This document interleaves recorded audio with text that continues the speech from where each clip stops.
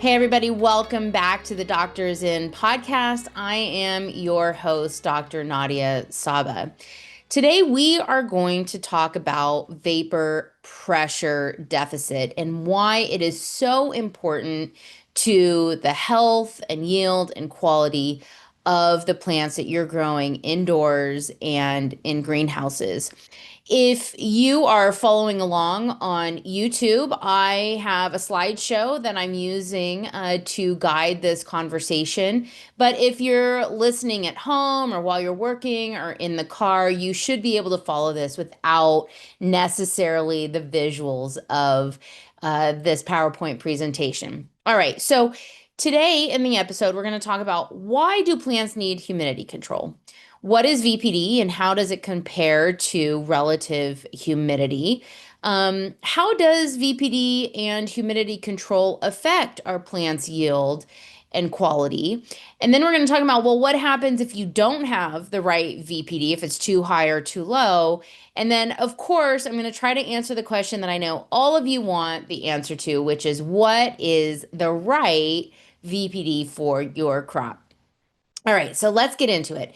So, why do plants need humidity control? Well, really, it's to support and promote the process of evapotranspiration, which is the movement and release of water through and out of the plant. And it's really responsible for water and nutrient delivery through your plant. Now, evapotranspiration is a compound word, so it combines two words, evaporation and transpiration. Evaporation is the process at which, water evaporates into the air, just like a wet wall, right? Where we're evaporating water from that wet wall and into the air. Same idea here. The plants are going to evaporate water that is in their stomata. The second word is transpiration. And this is the process that plants use to transport water from the roots through the shoot and to the various plant parts in order to distribute nutrients around to the plant. So, evapotranspiration is super critical to our crop for a multitude of reasons. First and foremost, it is responsible for the delivery of water and nutrients from the root zone up through the shoot, and then, like I said, to the other various plant parts. So, this means that evapotranspiration is essential to the growth of our crop, right? To the health and nutrient delivery of our crop, as well as to any sort of stress triggers to the plant, right? Just like a human, if we are well nourished, right, and we're feeling healthy, our immune system is going to be better than when we're stressed and we're tired, right? And we're just sort of kind of fighting for survival. So we can really boost the plant's ability to ward off disease by keeping the plant healthy through evapotranspiration. Another very interesting purpose for evapotranspiration is that for non-woody plants, it actually helps to hold the plant upright. The turgor pressure that gets created as one water molecule pulls the next water molecule behind it, is that it creates a pressure within the plant that holds it upright. That's why when the plant isn't well watered, or if we shut down the evapotranspiration process, our plant begins to wilt. It's that turgor pressure that's holding it up. And so, related to that is that evapotranspiration helps to create or helps to support the cellular structure of the plant. So, very important to keep our plant upright and healthy. Also, the evaporation part of evapotranspiration is really important to the plant by helping it evaporatively cool itself. This is one of the ways that it can actually regulate its own temperature and regulate its own heat stress, is that if it can freely evaporate water and evaporatively cool itself, then it can ward off stress related to heat. And the last thing is that it really affects photosynthesis. You might not realize that, but one is, right, if we're using evapotranspiration to help, deliver water and nutrients to the plants, that's going to be really helpful to the other processes in the plants, right, that are going to convert carbon dioxide into sugars, into the building blocks that grow the plant. And so evapotranspiration is super duper important, which is why humidity is so important. So, what are the ways in which we think about humidity as growers? Well, the first parameter, right, that you automatically think of when we think about humidity is relative humidity. What is relative humidity? Relative humidity is the ratio of the vapor pressure of the air at a given temperature versus the vapor pressure of saturated air at that same temperature. So it's a ratio. That's why it's a percentage, because it's one value over another value of the same measure of unit. So, so relative humidity is tricky because it really depends, that percentage depends on the temperature of air, where colder air can't hold as much moisture as warm air. So, for a given content of water, the percentage will be different depending on what the temperature is. It doesn't really tell us anything about how much water is in it. It just tells us how much water is in the air compared to, right, relative to what the air could hold. So if you're watching the YouTube video, you see that I have these water droplets, right? So at 10 degrees Celsius, we could have a certain quantity of water that represents 100% relative humidity. But then if we just double the temperature of the air from 10 degrees to 20 degrees Celsius, we will now be at a relative humidity of 50% without changing anything about the content of air. We're just changing the size of the glass, the size of the vessel that can hold that water vapor. And then if we increase the temperature again by another 30%, now all of a sudden the relative humidity is only 30%, not because we removed or dehumidified the air, but just because the temperature of the air increased.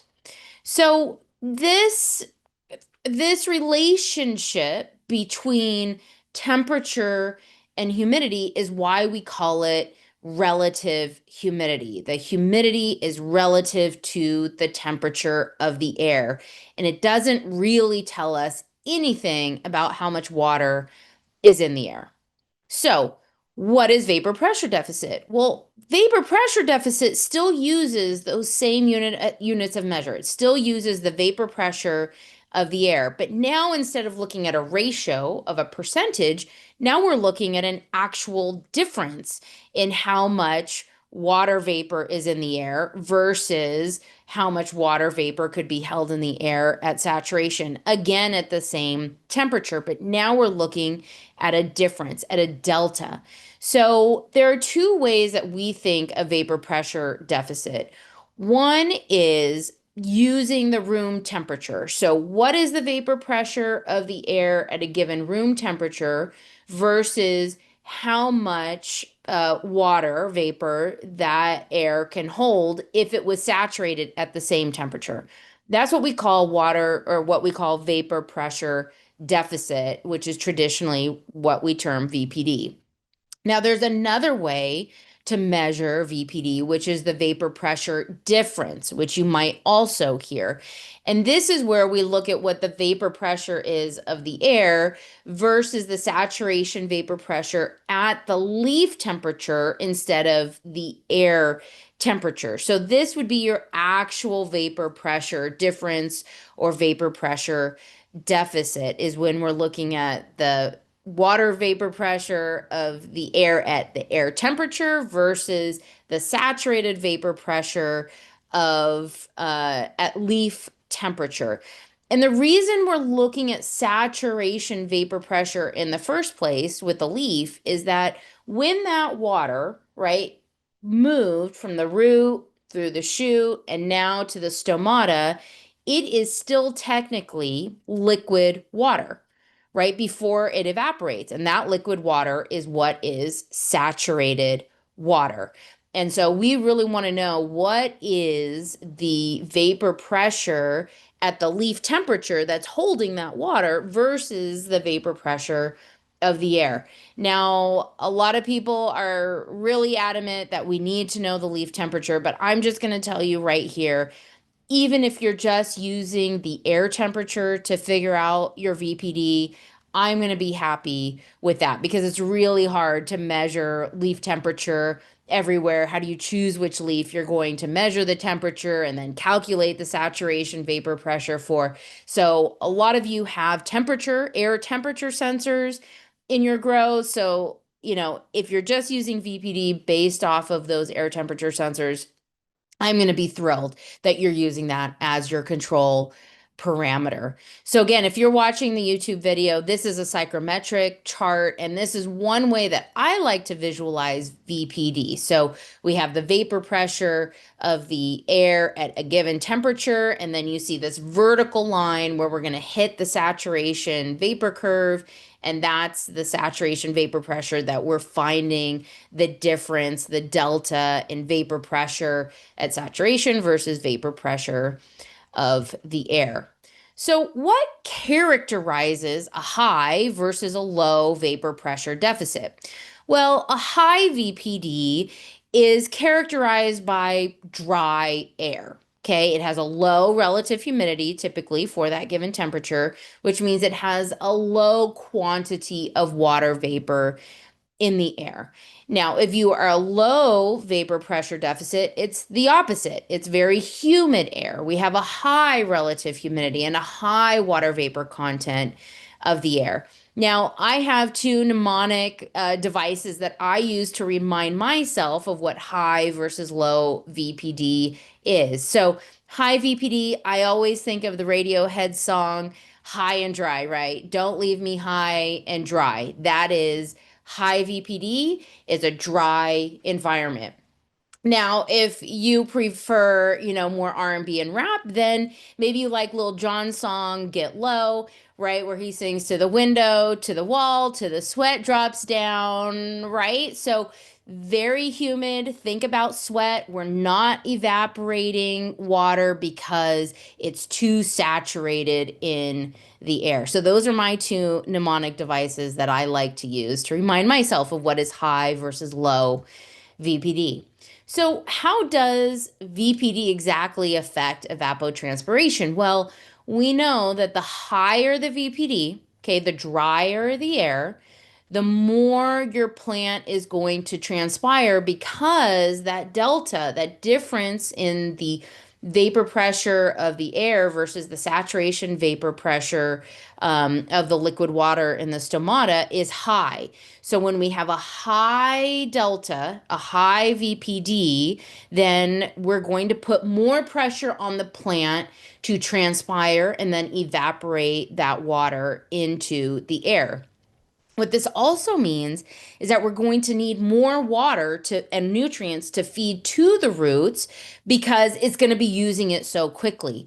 So one thing I want you to keep in mind is that if you have a high VPD and your plants are transpiring and evapotranspiring at a high rate, then you might need to water them more and deliver more nutrients in order to prevent them from wilting because they run out of water at the root zone. How does VPD affect yield? Well, there's a lot of research on a lot of different crops that show that at a high vapor pressure deficit, the stomatal conductance actually decreases. And stomatal conductance is related to gas exchange. Okay, so that means that not only could we actually reduce the amount of water that gets evaporated, but we could also reduce the amount of carbon dioxide that comes into the stomate, into the plant to do photosynthesis. And so, what this ultimately means is that we'll have lower rates of photosynthesis and lower yields at a higher VPD when the air is really dry. And I know nobody wants that. How does VPD affect evapotranspiration? So, it's tricky, right? Because I just said that high VPD increases evapotranspiration, but there is a point for every single crop where if you have such a high VPD, the plant will actually go into a drought resistant mode and close the stomata to protect itself, right? Because it wants to conserve water. This is what happens with xeriscaping or desert plants is that they actually close their stomata when it's really hot and dry outside, and then they open them again at night when it's cooler and a little bit more humid, relatively humid.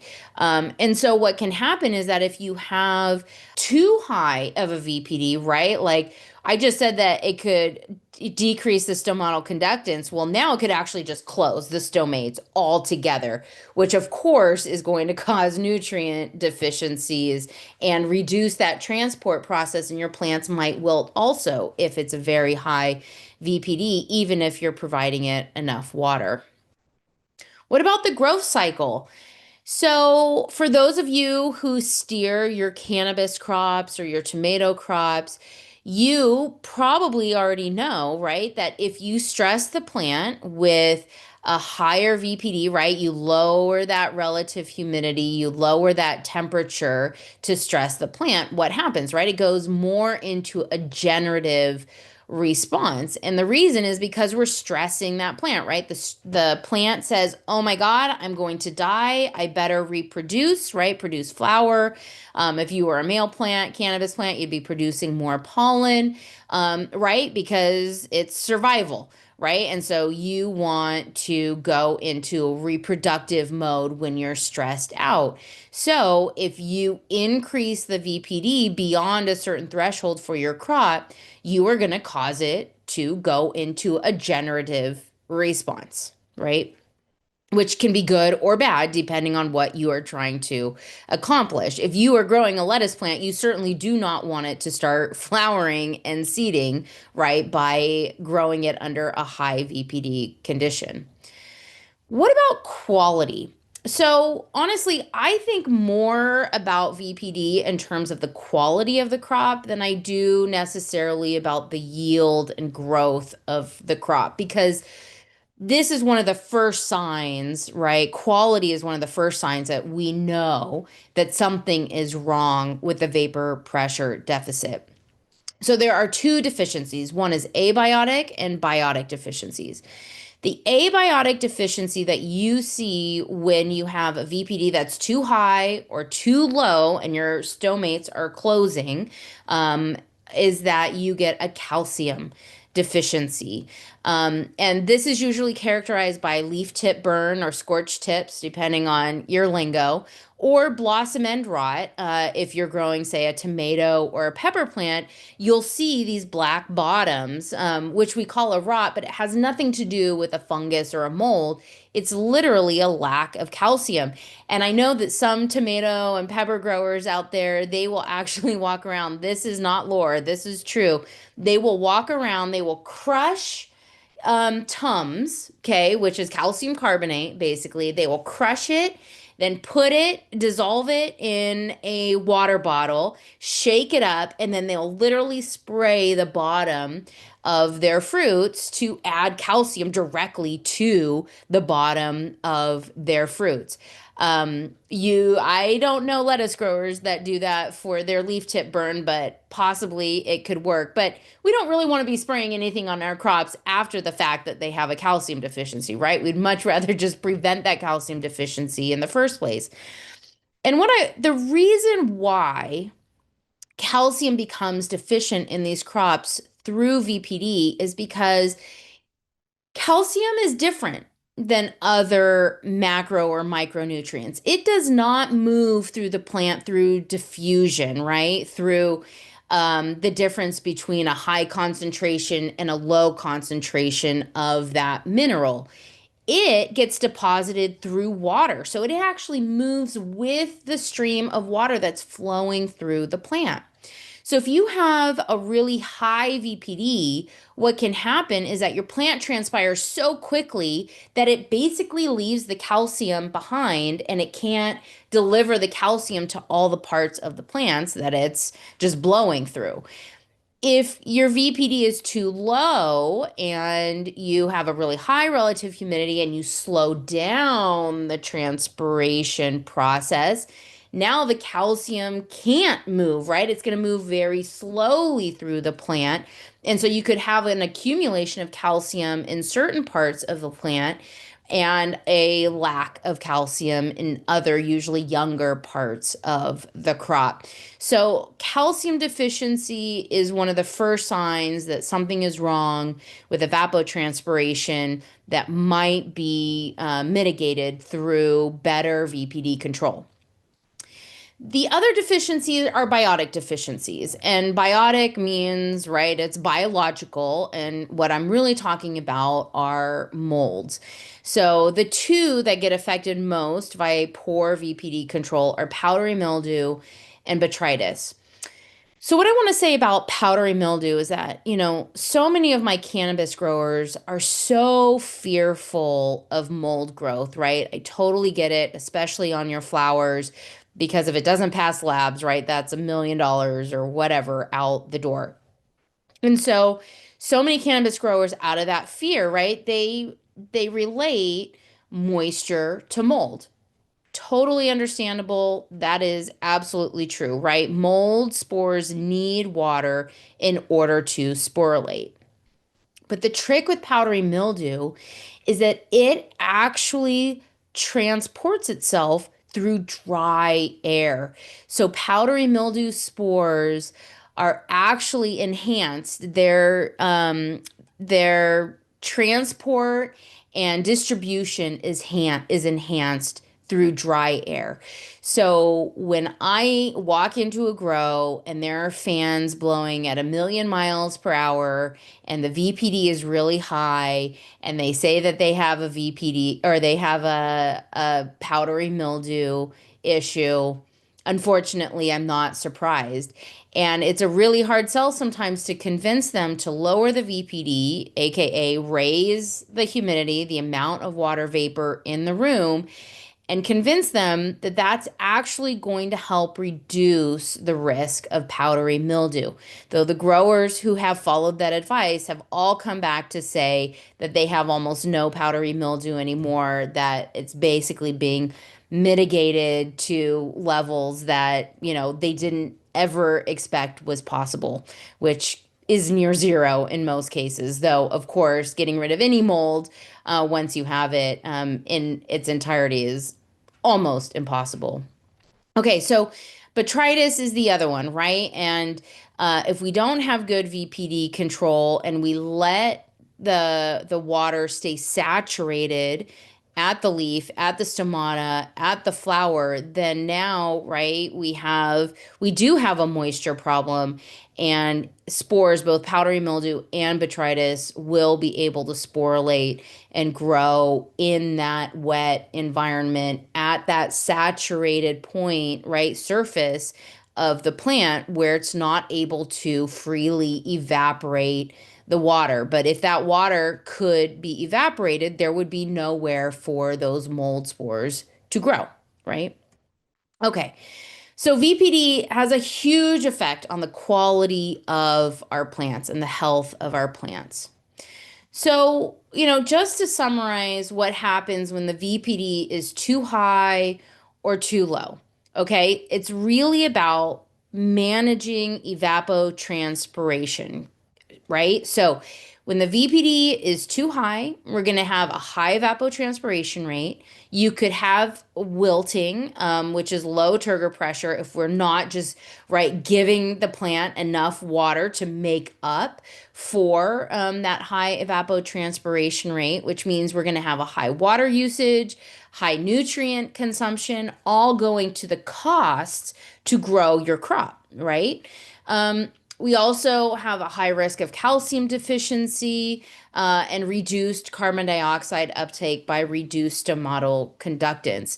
And ultimately, at a high VPD, we're creating a stressful environment for the plant, which is going to force it to want to go into a generative growth, right, to reproduce before it dies. It's going to increase the risk of powdery mildew. And ultimately, it's going to reduce the yield and quality and what our sellable product could be in the end. Now, if your VPD is too low, it's not as risky, believe it or not, if we have a more humid environment. Can you believe that? Um, Yes, will slow evapotranspiration down, which could lead to a calcium deficiency. We might also get guttation on the ends of the leaves, right? So if there's a really high root pressure because we watered that plant, but there's not enough pressure on the plant to transpire and evaporate that water, we can actually have water kind of seep out the ends of the leaves trying to find a place to grow. Now, if you're a strawberry grower, this actually can be beneficial because guttation carries with it sugars, which also carry with it, right, the all the goodies that make strawberry sweet and tasty. But for most other crops, we usually want to avoid that. And if your VPD is low, you're also really driving the plant towards more vegetative growth, right? It's really comfortable and happy. There's no stress. So why would it ever fruit or flower? Um, but also, we risk botrytis by having potentially wet spots or places where the plant can't freely evaporate the moisture, right, that's on it or that's kind of stuck at the ends of the leaves or in the stomata. And so we do increase the risk for sporulation of any fungus that might have landed on your plant. And, and ultimately that can lead to low quality as well. So, the burning question I know you all have, which is what is the right vapor pressure deficit? Well, as any good engineer would respond, my answer is it depends, right? It depends on your crop. It depends on the stage of your crop. And it also depends on what you're even capable of achieving with the system that you have. In most cases, I recommend targeting a VPD of 1 kilopascal. For most crops, this is a great place to start. It is going to support both vegetative and fruiting, flowering growth. So if you can get to 1 kilopascal, you are doing great. Now, if you really are leaning more vegetative, you're growing a lettuce crop, a culinary herb, clones, right? The vegetative state of your cannabis crop, then you actually want to push the VPD a little lower than 1 kilopascal. Zero point 0.8 to 1 kPa is really ideal for vegetative growth. Now, if you have a flowering crop like cannabis or tomatoes and peppers, then you want to maybe inch that VPD up to 1 to 1.25 kilopascals to really induce that stress response and that generative growth. Now, if you are a cannabis grower and you really want to stress those girls out, right, in order to get them to pop more trichomes and terpenes and colors, right? That then you might stress it even more to something above 1.25 kilopascals. I don't recommend anything higher than 1.5 kilopascals because that's the point at which stress will become disease. So if you can avoid going above 1.5 kilopascals, you're still going to get that great stress response. You just will also be able to maintain the plant's natural immunity against those biotic deficiencies. So we have charts on our website for different crops that show you for a given temperature what relative humidity would equate to the vapor pressure deficit you want, depending on if you're in a vegetative, flowering, or stress response kind of situation. We also have an app for that. We have a VPD app. I know many of you are using it out in your greenhouses and in your indoor grows. I love that. We have 3 different calculators on our VPD app. One is to measure the typical traditional VPD, vapor pressure deficit, based on air temperature and air relative humidity. So if you know what those two values are from, say, your monitoring system, then you can plug those numbers in and see what vapor pressure deficit you are achieving with that combination of temperature and humidity. Now, if you are walking around with an infrared thermometer and can take leaf temperature measurements, then maybe you want to measure the vapor pressure difference, okay, that VPD. And so now what you do is you would input the air temperature, the leaf temperature, as well as the air relative humidity, because we need to know that still to figure out what is the vapor pressure at the air temperature. And then you hit calculate and you will get the actual vapor pressure difference for that particular plant. Remember, that's going to be an individual plant. That's one of the reasons why I like vapor pressure deficit, is that it gives you kind of an overall view for your entire crop, not just one individual plant. Now, I know many of you guys have, third-party control systems or a control system for your HVAC system where you can plug in the temperature and humidity targets. Very few are out there that actually allow you to plug in your VPD target. So what you can do is you can actually work backwards. You can look at the chart and say, hey, for this given temperature, right, I want a vapor pressure deficit of 1. And then what you can do is you can plug in that temperature, plug in your target VPD, and it will calculate what the relative humidity of the air would need to be to achieve that VPD. So now you can say, oh, let's say I'm at 80 degrees over here on the chart and I want 1 kilopascal, then that's equal to 70% relative humidity. So rather than looking at this chart, you would plug in 1 kilopascal, 80 degrees, and it would calculate 70%. And you can plug that right into your controller. And that's what you would be controlling your relative humidity and VPD based off of. So, all right, in summary, what is VPD, right? It is vapor pressure deficit, and it's the difference between how much water vapor is in the air versus how much water vapor the air could hold if saturated. Why is VPD so important for plant growth? So many reasons. It controls plant evaporation, evapotranspiration. It affects water uptake and nutrient delivery. It holds the plant upright. It helps plants manage their internal temperature through that evaporative cooling process. And it influences crop yield, quality, and ultimately stress. And what is the right VPD? Well, it depends on the crop and its growth stage.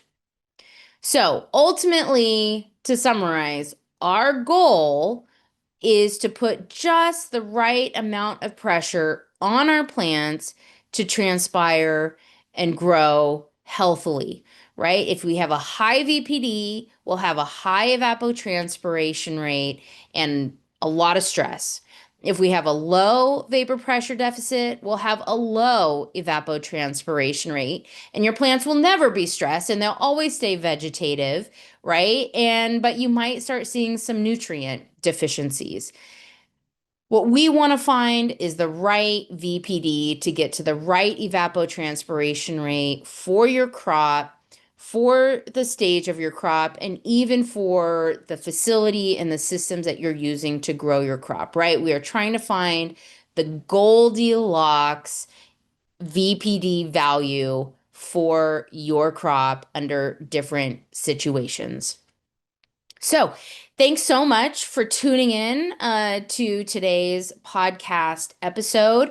If you want to know what's your VPD, please download our VPD app. If you're already using it, please give us a rating of 5 stars, leave some comments about why you love it or what you would even like for it to improve. I saw one comment just the other day that said that they wanted leaf temperature. Well, it's there. So please download the latest version if you haven't. And I also recently just uploaded a how-to video on how to use the VPD app. So if you're not sure how to use all those different screens, please follow along and I do a walkthrough for all of you. All right, everybody, I hope you enjoyed today's episode. I can't wait to hear from you and talk to you again for the next episode. Thanks.